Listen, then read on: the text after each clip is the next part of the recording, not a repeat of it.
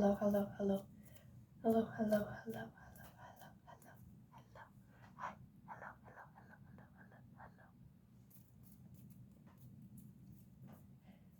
hello. Hi.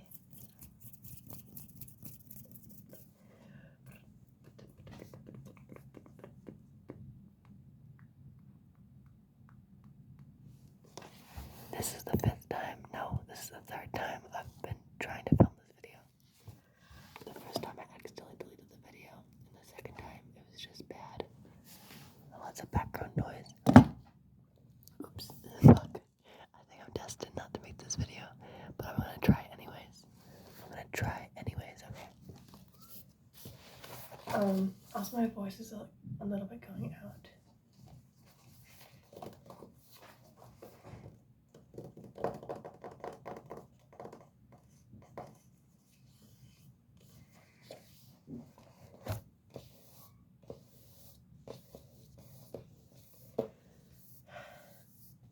This is going to be a soft-spoken reading to you video. I have the book Creative Types and Other Stories by Tom Bissell. I've read like half of this book, and a lot of them are really good. I like all of them so far. I like his writing style. But the story that we're going to read today is the fifth category.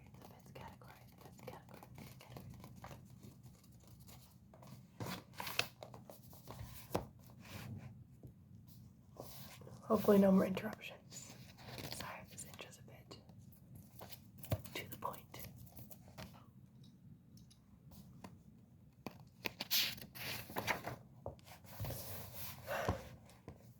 John woke up somewhere over the Atlantic Ocean. Wait, I might just do whispering. My voice is kind of hurting me. What? No, I'll do soft-spoken. John woke up somewhere over the Atlantic Ocean. Oddly, though, he did not remember falling asleep or even wanting to fall asleep. He didn't sleep on planes ever. He worked. His last memory, drinking a Diet Coke, chatting with his neighbor, Jenica, a tall Estonian woman with a mischievous wood spirit face, who told John she was on her way to the United States for her first visit. John certainly did not remember pulling the blanket up to his chin or inserting behind his head the wondrously soft pillow he now felt there. And he would have remembered a bedtime habit of his, dating from childhood, was putting a memory lock in a sleeping position. The spoon, the scissor, the dead man, the fetus, the sprawl, just before the final fade. Only twice in his life had he found himself in the same position upon waking. For John, sleep was a kind of time travel. Things happened, thoughts formed, body parts moved, and then you would never know. Jenica was... sorry. I have Diet Coke.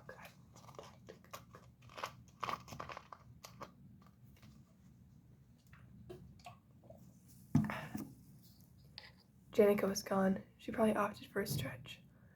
Europeans and the ridiculous in-flight calisthenics, the fictitious applause upon landing, the cabins, every lounge window shade had been pulled down. The only illumination was provided by the glowing orange ellipses of the cabin's running lights. John lifted his window shade.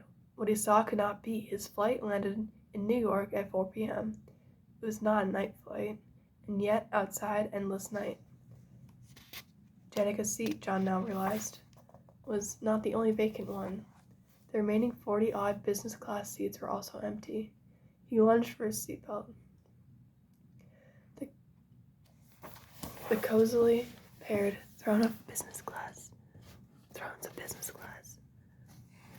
were spread spaciously throughout the cabin, and no overhead luggage compartments hindered his movement around them. Many were draped with twisty blankets. Others had headphones still plunged into their armrest jacks. Half a dozen pillows littered the floor. Carry-ons remained stuffed under a number of seats. One aisle over, someone had left a seat tray extended. and on it sat a perfume-sized bottle of red wine in a plastic glass. Above every seat hovered an aura of abrupt abandonment. Abrupt abandonment.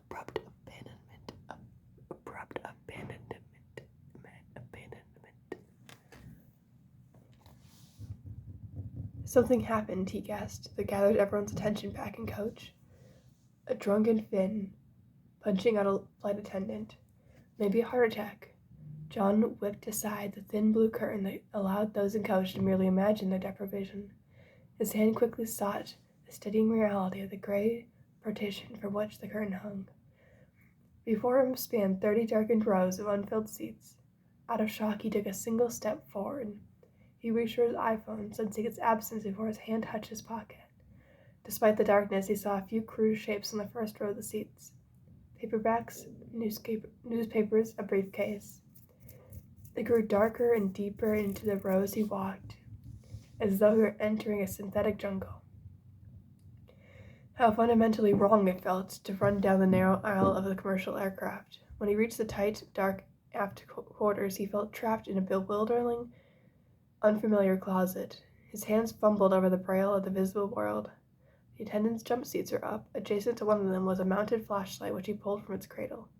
He slashed a blade of light across the kitchen, its long silver drawers looking like they belonged in a submarine, and over an unloaded diner cart he pushed back into the kitchen's deepest recess. He turned the light, passing an overhead container marked first aid, and brought the beam to bear upon one of the plane's exit doors, an immense thing, less like a door than an igloo's facade. Out of its tiny porthole window, John saw layers of wing-sliced clouds swirling in the starless night. He turned to the attendant's control panel, complicated by numerous knobs and buttons.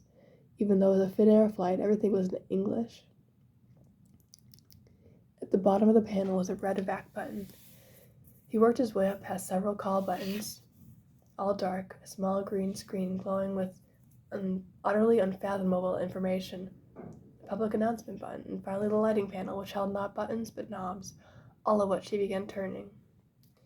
In the harsh new light, he opened the door to the lavatory, half expecting to find a magically immense room in which several hundred people were waiting with pointy party hats and confetti. But it was empty, shockingly white, and smelled of shit and spearmint. Transparent blisters of standing water adorned the sink's middle basin. He charged back up coach through business class and found himself at the cockpit door, which had a thick reinforced lock.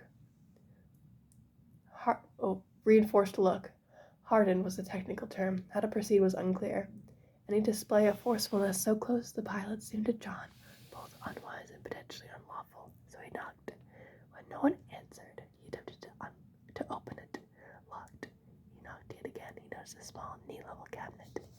Inside were 4 yellow life jackets and some kind of heavy steel air compressor. To the floor's exit door, another glacial immensity. He was not sure he could figure out how to open it if he tried. Why would he want to?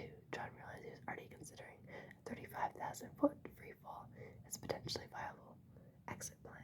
That did not bode well. He was sweating now. His body,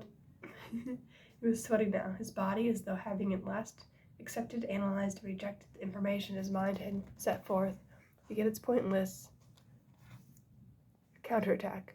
From his stomach, the staging area, his body spit his most recent meal into his intestinal coils. He stood there, clenched, listened to his heart pump, his lungs fill and empty. His nervous system seemed a single concentration lapse from going offline.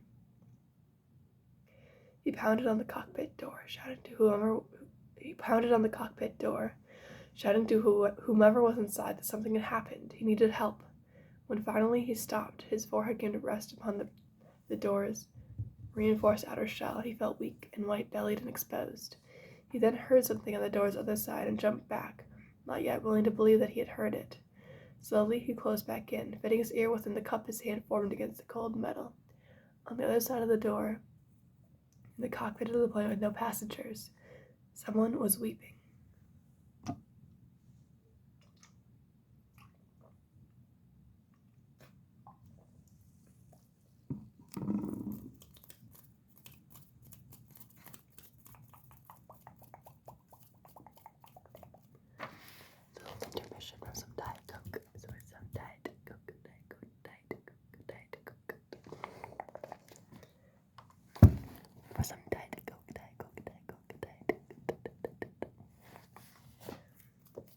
this video is a little bit less fun to film than the other videos because I'm reading. I can't just chit chat with you guys.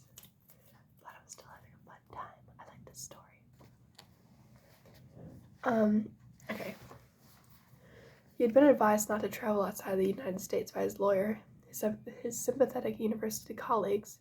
He had more than most would have guessed. John was nothing if not the soul of faculty meeting affability, and those few from justice to whom he still spoke.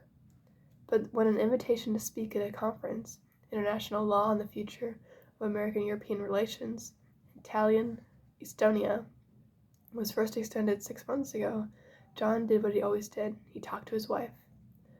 One of the things he appreciated most about leaving government service was that he could, once again, talk to his wife about his work. For the last 2 years, she'd been his confidant, nurse, and ballast. It was, nevertheless, one of his marriage's longer, more difficult nights when a number of the memos he written at Justice were leaked and then, without any warning to him, declassified and disavowed. Yet his wife was not the only person to whom he had proved capable of clarifying his intentions when he wrote those memos. Most of the journalists who actually took the time to come see John came away admitting that the purported werewolf behind the so-called torture memos seemed a decent enough fellow. 2 years ago, a complaint accusing John of war crimes had been filed in the German court. Another suit was filed 6 months ago in a California court by a convicted American terrorist and his mother, who claimed John's memos had led to his maltreatment while in U.S. custody. John did not dispute, though, of course, could not admit, that the French had been treated poorly in custody, but drawing the line back to him evidenced a kind of naive legal creationism. While John's travel was by no means formally restricted, the thought of leaving American airspace filled him with apprehension. Thus, after telling his wife about the conference invitation, he was surprised to find himself admitting, "My first thought was to say no, but I think I want to go." Let's do this. Oh shit. Let's do this. I feel weird not being fully on screen. Okay, whatever. Don't route your flight through Germany, his wife said, or France, or Spain. I'd avoid Italy too, for that matter. Obviously, she thought he was joking about going abroad to speak, so he waited a moment before telling her what he liked about Estonia. A young country with memories of actual oppression. He had always been interested in the nations of the former Soviet bloc and post-communist countries in general. His grandparents' flight from Korean communism was, after all, the reason he was an American. He did not think he had any cause to fear Estonia, which was an official American ally in the war. Was his wife aware that there were only 1.5 million Estonians in the world? Maybe it was a Korean thing, but he felt a strange kinship with the small, pushed around, frequently invaded nations. Of course, he was now shamelessly appealing to his wife's own complicated feelings concerning her Vietnamese heritage. People are kind of noisy inside, but I'm sorry.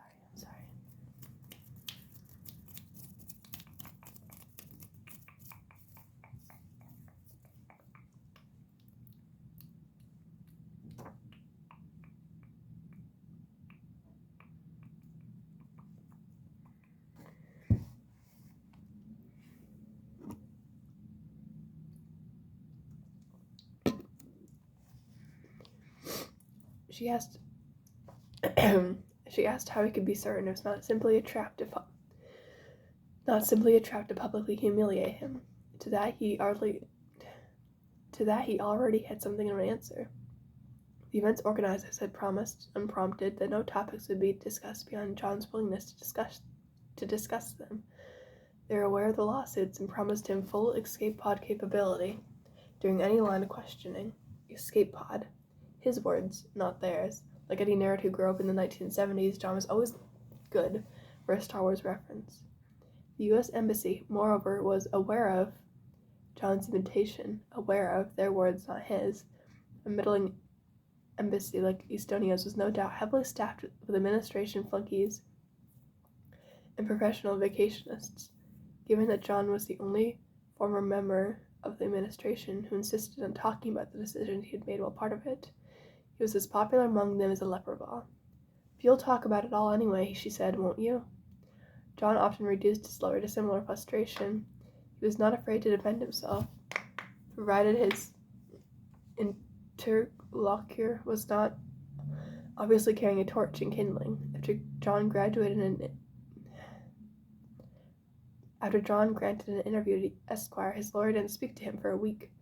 That his lawyer read the not most. Oh Jesus! I'm sorry. I'm tired.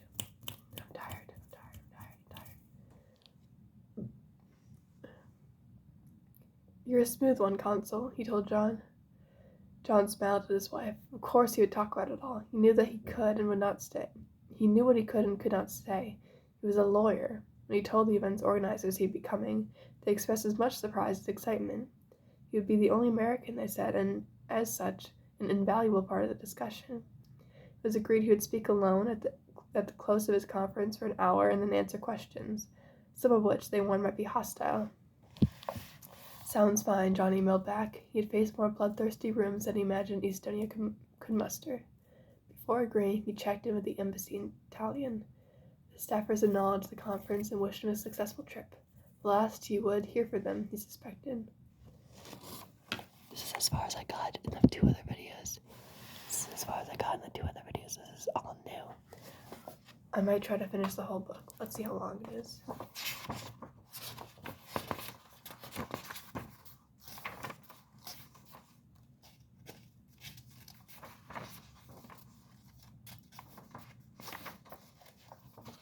No, this is more than I could read in one sitting. I will stop reading when it seems like a good point. And then if you guys want like a part 2, I can do a part 2. 6 months later, he spent 2 hours laid over in Helsinki's airport. When 2 Finnish security guards stopped near John's gate to chat, he was not sure why he felt so nervous. But what man could truly relax knowing that courts on 2 continents had entertained the possibility he committed crimes against humanity? He supposed he was brave for being here. No, actually. The thought disgusted him. He was a teacher and a lawyer in that order. He did not recall the last time he raised his voice. He did not recall once, in his 4 decades, having internationally hurt anyone. The Finnish guards walked away. He boarded the flight to Tallinn with re-energized anonymity. By the time he saw his spired, red-roofed seaside destination appear outside the starboard window, he knew he'd made the right choice. It was noon by the time he reached his hotel in Tallinn's Old Town. Check-in was surreally pleasant. The conference's organizers had sent flowers. He called them to ask for directions to the night's conference hall, which, as it happened, was less than 3 blocks away. In another hotel, the Vuru. No, thank you. He could make his way there on his own. His talk was scheduled for 8 p.m. He spent the afternoon to spend in Tallinn. He did so by sleeping off the circadian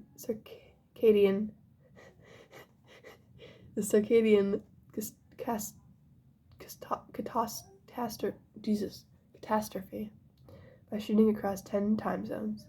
By 5, he was awake, showered, dressed in a cement-colored suit with a blue shirt, no tie, and wandering Tallinn's Old Town in search of dinner.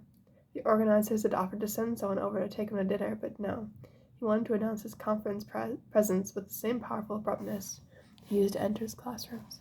If any of the conference's participants were indeed seeking to confront him, the less time they had, the better. The charms of Tallinn.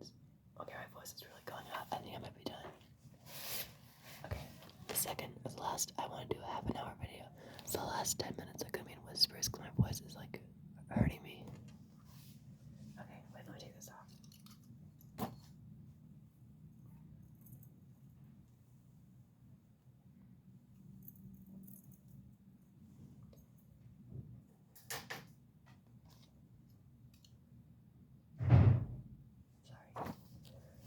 So sorry. Also, I was thinking doing maybe a room tour video, because it's decorated very cutely. Maybe mostly wood tapping and wall tapping. What do you think about that? Okay.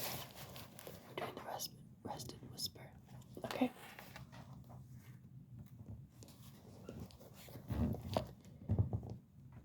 The charms of Tallinn's Old Town were myriad and entirely preposterous. No actual human beings could live here. after some elvish epic, the streets, the most fiercely cobbled he'd ever seen, appeared to shed their names at every intersection. Most stick past pubs, restaurants, shops selling amber, and nothing else. It was easy to distinguish the tourists from the locals. Everyone not working was a tourist. Outside a medieval restaurant off the town square, young Estonians dressed like the maidens and squires of Hasidic League watched as their co-workers reenacted a sword fight. On one block long side street, a blast of methane wind took hold of him. The sewage coursing through 300-year-old plumbing was one bit of Tallinn's past, with no need of studied recreation. The similarity of the old towns, many ornate black church spires confused him. Every time he settled on one as his compass back toward the furrow, he realized it was the wrong tower. For 2 hours, he was always at least slightly lost. From its height and brutalist design, he correctly surmised that the furrow had once been the tourist hotel during the Soviet era. In its lobby, he found a wall of fame listing some of the hotel's noble guests: Olympians, musicians, actors, Arab princes, and President Bush himself. A framed note with the president written to the hotel manager on White House letterhead concluded, Thanks also for the good-looking sweater and hat. After inquiries at the front desk, an elevator ride to the conference floor, and an olfactory Napoleon, courtesy of the perfumed one riding up with him. John walked down a lushly carpeted hallway toward the registration desk. The young man sitting there pointed down the hall toward a small group of people waiting outside the conference room, proper for the current speaker to finish. John was on in half an hour. He joined the waiting listeners outside the conference room, a golden, chandeliered cavern. The speaker was German. From the translation projected onto a screen behind the woman, French, Estonian, and English, he too had been asked to send the text of his talk beforehand to his organizers after extracting from them a promise that native English speakers would translate it. John knew he was in for a slightly rougher night than he'd been anticipating. Of course. I'm sorry. I'm gonna move you. Why don't we do the last bit of the video? Wait, how do I flip the camera? Okay, never mind. So make up close and personal. Maybe too up close. Where am I?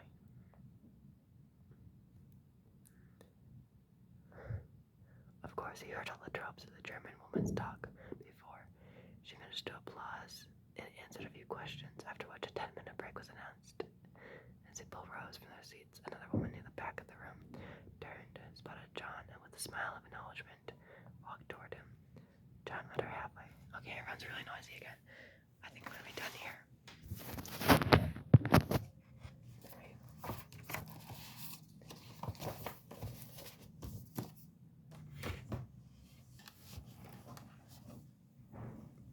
I'm not sure how publicly likable this kind of video was, but I hope you enjoyed anyways. Okay, I hope you enjoyed anyways. But I'm gonna go to bed now, or actually I want to do calculus now. First day of classes and I already have homework. Unbelievable.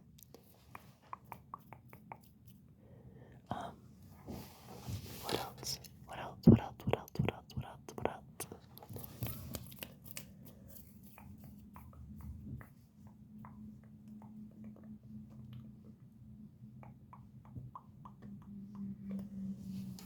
You can expect a video from me every day, except for maybe Thursdays and Fridays, based on my schedule so far. But we'll see. Actually, maybe just Thursdays, because I have 3 classes on Thursdays, all spread out.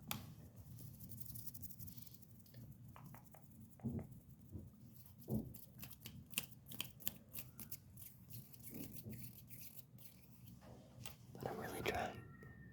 Okay, girls, you stop screaming outside. Okay, really badly, then just stop screaming, and people need to stop banging on the doors, on the walls, damn it. But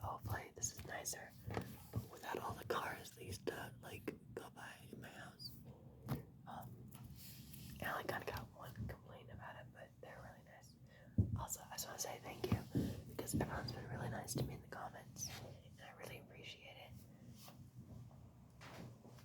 I didn't know what to expect when I first started uploading videos, but it certainly wasn't a bunch of comments right away. I've only had this channel for like, I think five days now, and I got a lot of comments, and everyone's really, really, really nice, and they're coming out with good video suggestions and stuff like that, which I really appreciate. And everyone's really nice and complimentary and making me feel like I should post more. So I'm glad about that. And I just love filming these videos. I have lots of fun like filming these. So I hope you have fun watching them.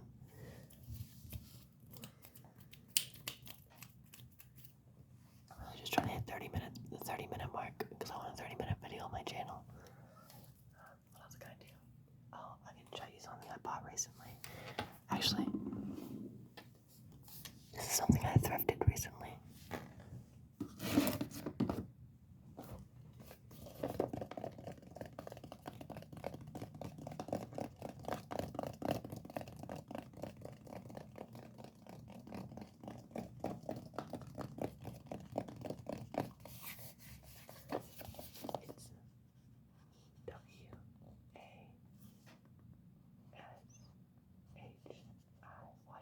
It's washi tape.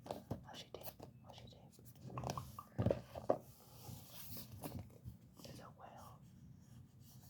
It's in planets. Let's open this box.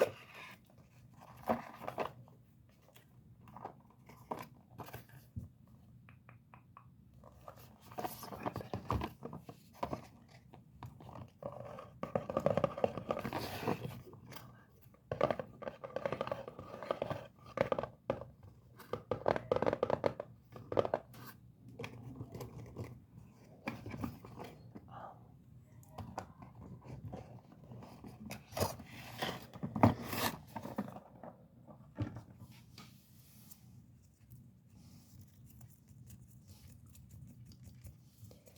This one's my favorite. This one's my favorite. My favorite. My favorite. My favorite. My favorite.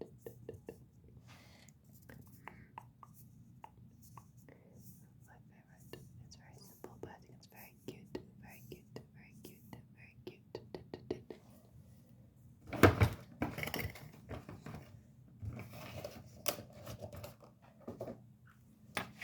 I'm someone who takes like the messy notes in class and then turns them into the cute notes when I bring it back to my dorm. And I just like making stuff cute and stuff, and like highlighters.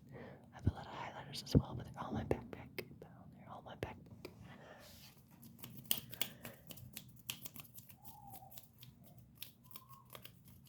I don't know why people like to yell so much. Every single night this girl's like hollering outside the window and outside in the hallway. And it doesn't make any sense.